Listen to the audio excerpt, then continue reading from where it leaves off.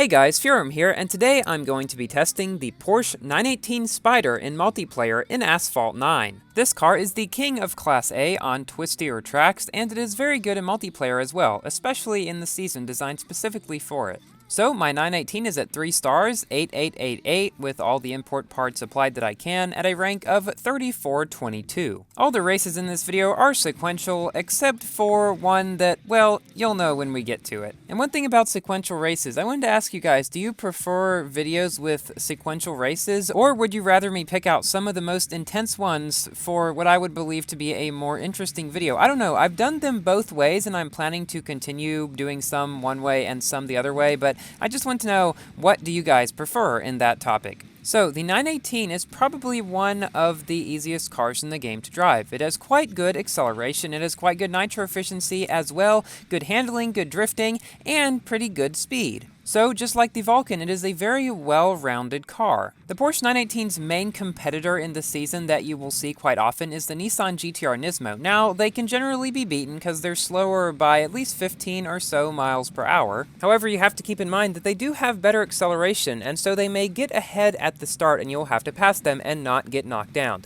Usually this is not too much of a problem, but it's just something to be aware of. Our competitors in this race are a slightly lower-ranked 918, as well as 2 Nismos and a Rizvani Beast X, which is a very slow car, although it accelerates quite fast. So we came in first, reaching 1800 rating, and the other 918 came in second place, which is expected. However, some people have managed to reach Legends League in the GT-R Nismo. Obviously, this is quite difficult, but if you only have a 4-star Nismo, or possibly even a 3-star one, although I'm not sure about that, maybe you can try to get to Legends League if you did not think you would be able to. So good luck to everyone. Here we fall into a pile of cars. Currently, we are in 5 out of 7, but the other ones are right ahead of me. We've now come into 4 out of 7 because something happened to somebody, and now into 3 out of 7. So basically with the 918, if you get behind at the beginning, just catch up throughout the race because you will usually be able to because of better speed. See here, now we have come into 2 out of 7, and we just have one 918 left to go. Other 918s are pretty much always the hardest cars to deal with because only GTRs and Nismos are what are going to be in 90% of my races.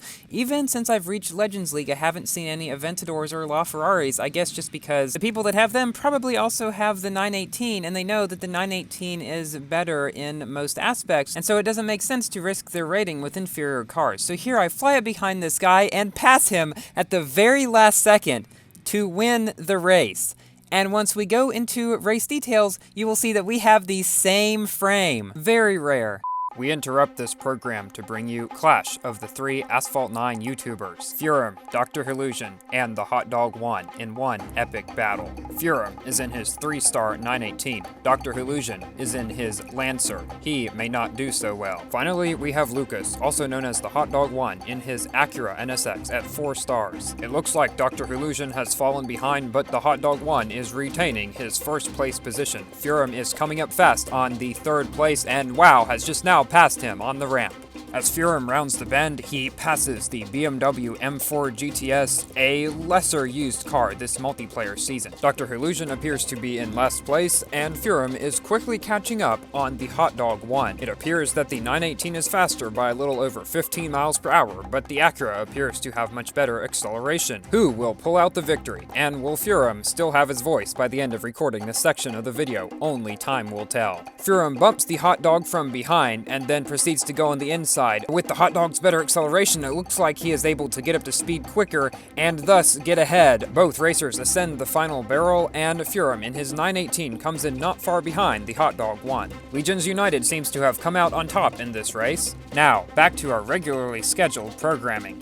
In this race, we are facing a 4-star 918 and a 2-star 918. These 918 only races were definitely some of the more competitive races in the season. And I'm glad I was able to 3-star my 918, because if I was only at 2-star, it would be a lot more difficult, because going from 2-star to 3-star, there's a fairly significant speed increase of a couple miles per hour, which may not seem like a lot, but in this game, when every little mistake can really cost you, it's very important. Now you may be wondering, how did I manage to 3-star this car with not so many tokens? See, I only spent 3,750 tokens. While that may seem like a lot of people spent like 6,000 and only managed to 2 or 3-star it. So how did I do it? Well, in my first pack, I got 27 blueprints. I don't know how, but I got 4 of the 3 times as well as a jackpot. And after I played the event for it to get 10 of its blueprints, that was enough to unlock the car with just 750 tokens spent. That might be a record for the 918. And then because I got so lucky on my first pack, I tried opening some more. Well, the other ones were not quite so lucky, let's just say. I got an average of maybe 6 per on those, but thankfully 4 of the 750 token packs were just enough for me to be able to 3-star this car. I'm now like 2 out of 24 to 4-star it. I'm not even gonna bother going for that. So here we beat a 2-star and a 4-star Porsche.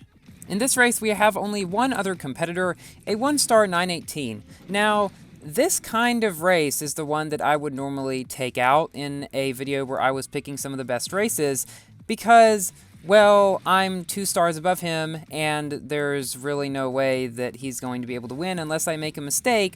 So, yeah, this kind of race is the main reason why I don't often do super sequential race videos. So yeah, I'll probably do some videos with sequential races like this one, and some where I pick some of the more intense ones. Because I know there are people that like to see one, some people that like to see the other, and that's the easiest way for me to please everybody, by doing some of one and some of the other. Just like me doing some Asphalt 8 along with mostly Asphalt 9, because there are still a lot of people that watch my Asphalt 8 videos. So in this season, once you reach Legend League, you can also drive the Aventador and the LaFerrari, and I touched on this a little bit earlier in the video, about how I think those cars really shouldn't be used if you have the 918, because it would be just risking your points, but it is a good idea to have some cars at higher levels that can be at least competitive to this best car in the series. Because, for example, the SV and the LaFerrari do have slightly better top speed than this car, and a very skilled driver in them could pull out some wins against them. While the featured car, the 918, is still overall better. This is, I believe, a great way to do the seasons. So in this race, and the one after it, I have the pleasure of racing Ruben M, who is another fairly big Asphalt 9 YouTuber, and he's very skilled as well. I believe he is the founder of the Le Mans team. And as you might expect, they are some pretty close races. So back to what I was saying about the seasons,